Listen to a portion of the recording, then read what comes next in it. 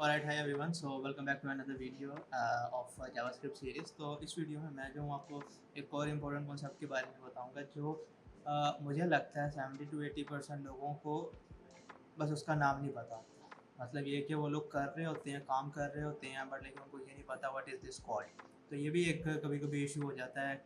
Even जब आप कभी किसी का इंटरव्यू ले रहे होते हो, आप उससे पूछते हो या व्हाट इज़ दिस, तो उन्हें उसका आइडिया उनके उनके कहने के तरीके से समझ आ जाती है कि उन्हें उन्हें इसके लफ्ज़ का नहीं पता, बट लेकिन दे नो कि वो ये चीज़ें कर रहे होते हैं। और वो उन्हें कैसे पता चलती है, वो लेकिन जब जब आप लोग सीख रहे होते हो यूट्यूब के ऊपर और वो सारी चीज़ें, तो यूजुअली वो टेक्निकल टर्म्स जो है ना वो इतना बताते नहीं होते, तो इस वजह से you know what to do but you don't know what is this called. तो एक इसी तरह एक और कॉन्सेप्ट है विच इज़ कॉल्ड करिंग।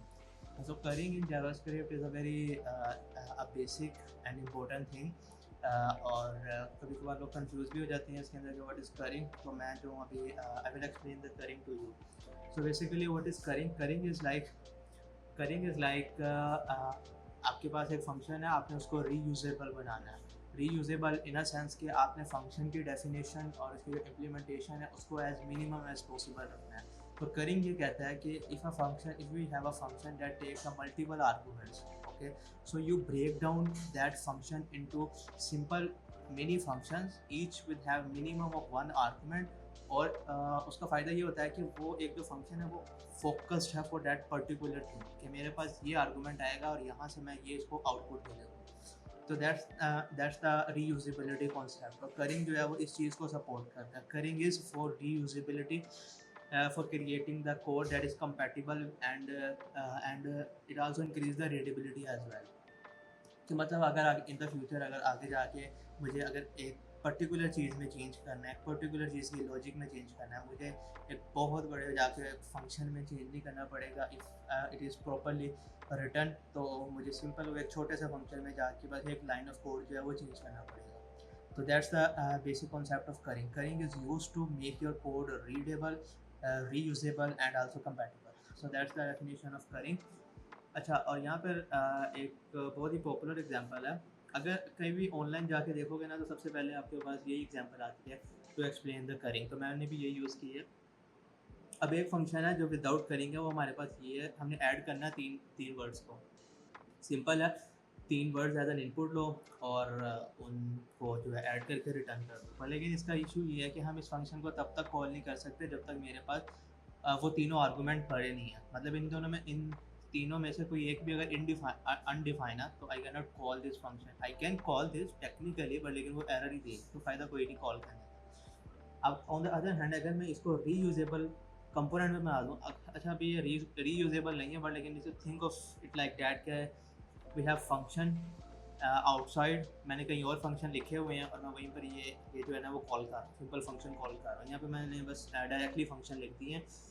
होता ये है कि for example I have add, इसके अंदर एक आर्गूमेंट आएगा, और जब इसके अंदर एक आर्गूमेंट आएगा it will not give me the result, it will not throw me error, it will return me a function जो आगे से उसकी डेफिनेशन है। मेरे पास जो है फंक्शन बॉडी रिटर्न होगी। तो मतलब फॉर एग्जांपल अगर मैं ये करता हूँ ना, कंसोल डॉट लॉग, और let's say I will do add 10,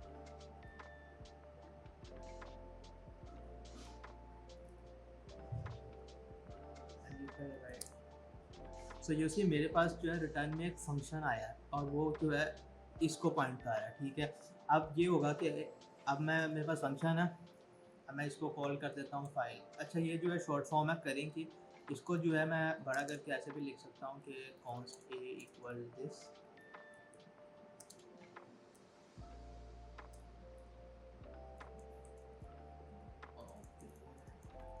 और नेक्स्ट जो है मैं यहाँ पे इसमें ऐसे भी लिखता हूँ बी, क्योंकि ए में फंक्शन है तो मैं इसके अंदर एक और पैरामीटर भी कॉल कर सकता हूँ। तो इतना कॉम्प्लेक्स लिखने की जरूरत नहीं है, हम सिंपली ऐसे लिख देते हैं ऐड 12 एंड ऐड ब्रैकेट 5, और सही है।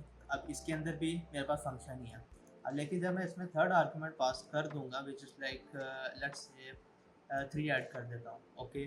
तो अब क्या होगा कि ये फर्स्ट फंक्शन कॉल किया 12 के साथ, उसने मुझे ये रिटर्न किया। सेकंड फंक्शन कॉल किया मैंने 5 के साथ, उसने मुझे ये रिटर्न किया। अब जब मैं इसमें 3 डालूंगा तो मेरा जो सारी कंडीशंस हैं वो मैच होगी। सारी जो वैल्यूज़ हैं वो मेरे पास आ गई, तो मेरे पास रिटर्न में वैल्यू आ जाएगी जो हमारे पास होगी।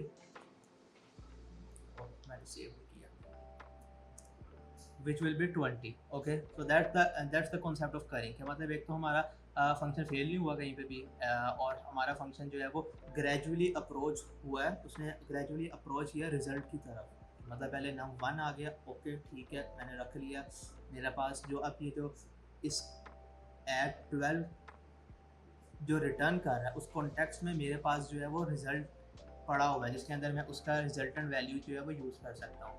सिमिलरली जब मैंने 12 और 5 किया, तो इन दी एंड जब ये मुझे रिटर्न करेगा एक वेरिएबल में, मेरे पास ये वैल्यू होगी, तो मैं उसको रीयूज़ कर सकता हूँ आगे, क्योंकि इन दी एंड उसका रेफर जो है वो इस फंक्शन के पास होगा, और उसके अंदर मैं 3 ऐड करूँगा, तो वो सिंपली मुझे वो जो है वो इन सब की वैल्यू जो है वो रिटर्न कर देगा। तो that's the very basic concept, basic example of currying.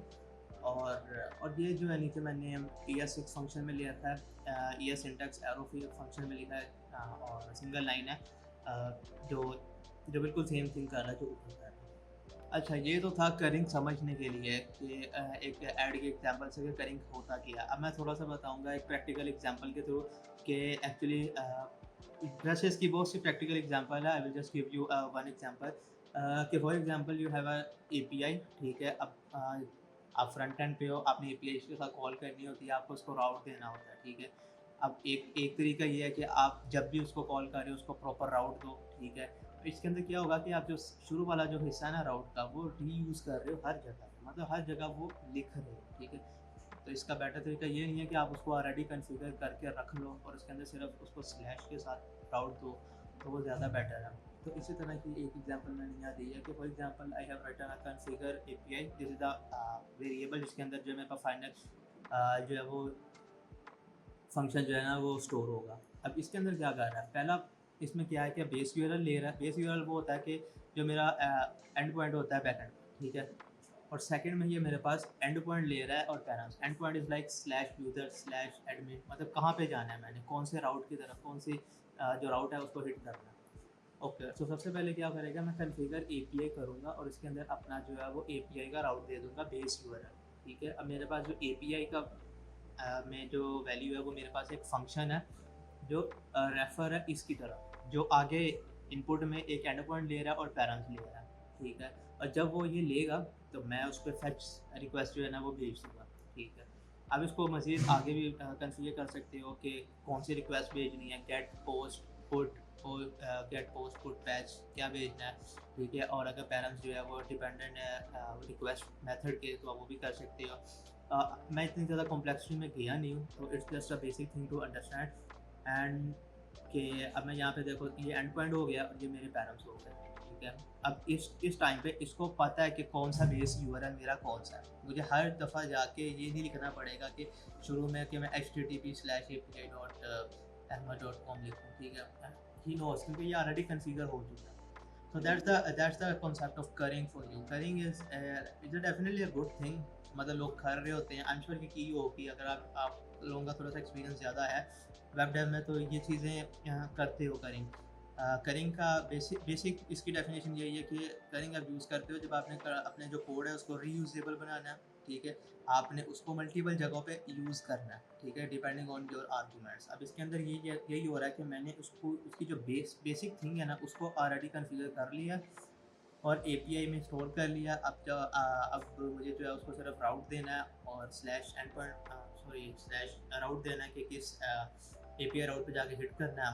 और he knows because I have already pre configured the thing.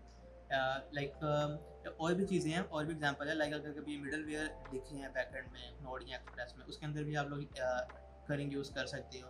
क्या मतलब, एक मिडल वेयर हो जिसके अंदर वो चेक करे कि जो यूज़र रिक्वेस्ट भेज रहा है उसको इस राउट की एक्सेस है या नहीं, तो you can write those middleware as well. तो हाँ, अगर आप ऑनलाइन सर्च करोगे तो बहुत सी एग्जांपल्स मिल जाएगी करेंगी। सो आई होप कि ये जो करिंग का कॉन्सेप्ट है ये क्लियर है। अगर नहीं है तो do let me know in the comment section. And अगर वीडियो अच्छी लगी तो do like, subscribe and share it with your peers as well.